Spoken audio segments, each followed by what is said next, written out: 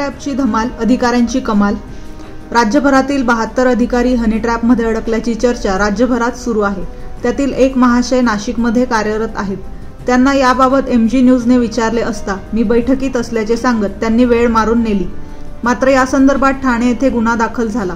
पुन्हा संबंधित महिला आणि तो अधिकारी यांच्यात समेट घडून आल्याची चर्चा आहे। मात्र या सरकारी अधिकाऱ्याच्या धमालीची चर्चा मात्र त्याच्या दगडी कार्यालयासह सर्वच कार्यालयात रंगली आहे। विशेष म्हणजे सर्वच राजकीय पक्षाशी सख्य असणाऱ्या एका नेत्याच्या शहरातील मध्यवस्तीतील हॉटेलमध्येच यातील व्हिडिओ चित्रित झाल्याची चर्चा आहे।